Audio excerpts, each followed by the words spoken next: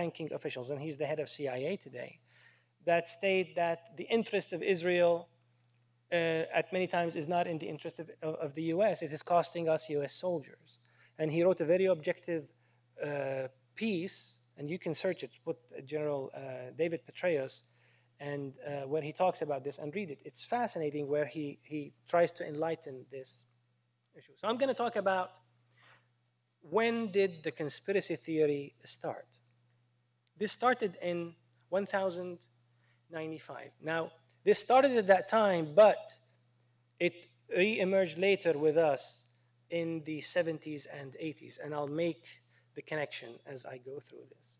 The Knight Templars, for example. The Knight Templars were fighters, very tough, strong fighters, pious fighters that came from Europe with the Crusades, and they stayed in Palestine, in Syria, and so forth.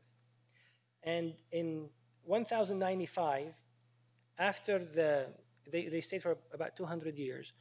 When they went back also very strong after 200 years, pious, and there they met a different reality.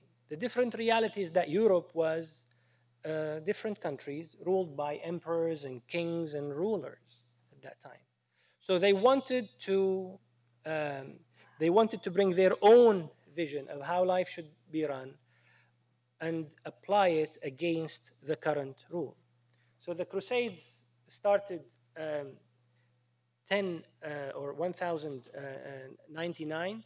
When they went back, they were met with force. When they were met with force, and you can read this, it's in books. When they were met in force, they were defeated, but they went under. So they continued to congregate. They continued to have their own way of life. They re-emerged in 1314 in Scotland, again as Knight Templars. But the memory of them was there. It was still being taught, and they got crushed again. And this time, they did not re-emerge as Knight Templars. In 1717, they emerged as the Freemasons. They emerged as the Freemasons who know each other. And when because they knew each other, they did have an order. And they did not confront society, not like the first time when they went in the first time after they came back from the Crusades in 1314, when they re-emerged in Scotland. So the Freemasons were able to reach the American Revolution. For example, George Washington, the first president of the United States, was a Freemason. A Freemason, Masoni, does not mean something bad. Okay, I just want you to understand this. I'm not using it. I'm using it in a descriptive way. I'm not using it in a judgmental way. So, for example, no one comes now and says, well, if George Washington was the US president, he was a Freemason, then the whole US is Freemason. It's not like that, because George Washington was one of a group. And for example, there were Unitarians in the rulership of the United States. The third president of the United States, John Adams, was a Unitarian, and his son, John Quincy Adams, was a Unitarian as well. Thomas Jefferson was not a Freemason. He believed in God, and part of the Constitution that he wrote, he derived out of the Bible as well. And there's even said that, in fact, it's a fact, that he had a copy of the Quran, and he used that also to enlighten him at the time, a copy of the translation of the Quran. And when Keith Ellison got elected, for example, to the United States Congress as a representative, of course, everybody has to swear like an oath of allegiance. And the Jews swear on the Torah, the Christians swear on the Bible, but he was a Muslim. So he said, I want a copy of the Quran. There was an uproar. How are you going to swear on the Quran? This is not in our heritage. So guess what they did? They got the copy of the Quran of Thomas Jefferson out of the Library of the Congress. It went out like in a very guarded motorcade. It went to the Congress, and he swore on the Quran of the copy of Thomas Jefferson. They sent it back. So that was when everybody became quiet, because that doesn't mean that a Christian is better than a Muslim, Muslim is better than Jew, and so forth. No, it means I just have to make the oath according to my own belief, because I can't make an oath according to something you believe on. Then my oath means nothing.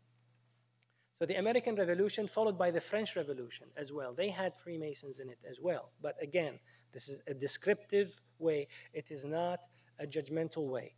And this continued until 1815, Napoleon was able to crush his enemies, and he became the emperor of France.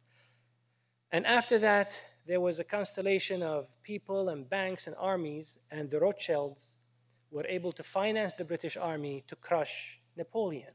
Now, this is all, as you see, it is not one group of people conspiring against the other. This is a normal, natural history of the evolution of the conspiracy theory. This continued until 1991, after the first Gulf War, where Kuwait was liberated from Iraq by the coalition of armies. Then George Bush, the father, came out and introduced and coined the phrase, which is the New World Order. The New World Order, to us, of course, at that time, 1991, is just when the Eastern Bloc had been liberated. The Soviet Union had collapsed, it was fragmented, and 1991 is where America became a unipolar power at that time. Many people started talking about that this is a conspiracy theory. It's all against Muslims. It's not. This is just how history is going. Of course, there are conspiracies, but that does not interpret history. Conspiracies do not interpret histories for a simple reason, is that if anybody conspires on me, I'm going to fight it. And if I don't fight it, I can't blame conspiracy. That's why. And we'll talk about the solution to that as well. But if you go to here, نظرية المؤامرة, conspiracy theory, you'll find about 2,160 sites that talk about that in Arabic. So it is there.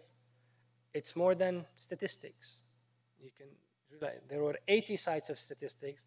There are more than 2,000 sites of conspiracy theory. Of course, there are many sites. That doesn't mean that, for example, it's only us who believe in conspiracy theory. Even in the West, the right wing believes in conspiracy theory. And they always blame the West wing, or not the West, the left wing, which are the Democrats, as conspiring to topple them from power and so forth. And you see that. This is, for example, this is on Fox News. America's election headquarters, Obama, Biden, Osama bin Laden. This is what they put. So coincidence. They're even talking about this. And when this is the same channel, for example, that when Osama bin Laden got killed, the guy went, not this guy, I think it's another guy, he said, Obama bin Laden was killed. So and of course there was a great debate, was it a slip of the tongue or was it true? But it did happen.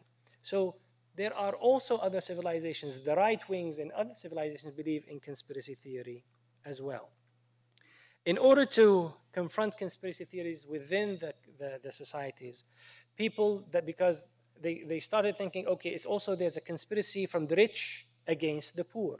So they fought for this, and there were those three international laws. The first was the Magna Carta in England, where the people fought to get exemption, that those who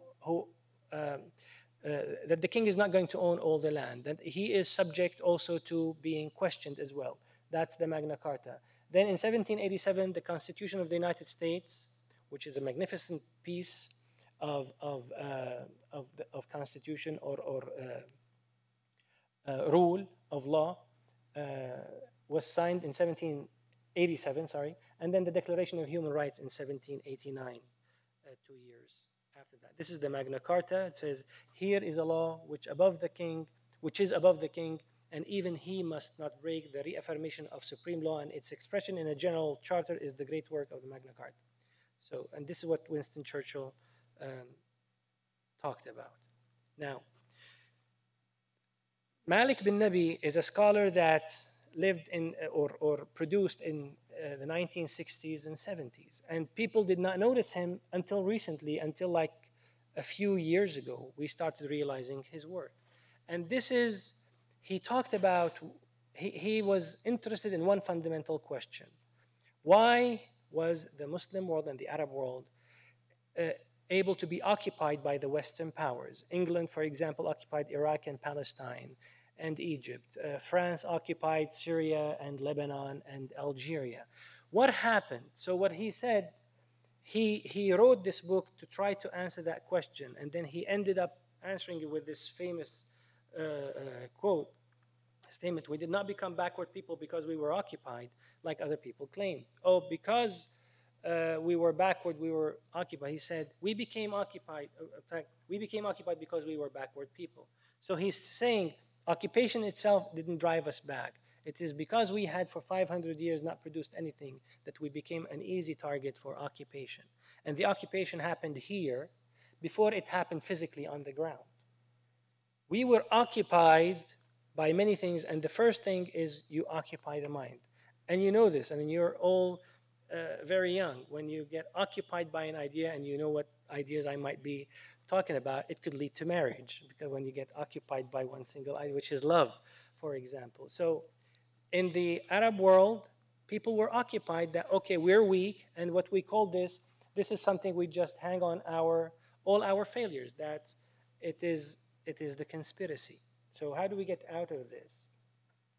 The conspiracy is when this goes on, the conspiracy theory goes on, then anything you see will be interpreted in the light of conspiracy. Anything that happens you think is against you at the time, it might not be.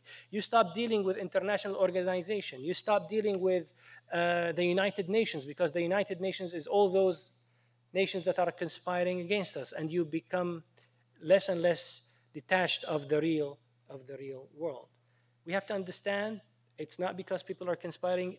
Every nation will reap its own fruits. So whatever we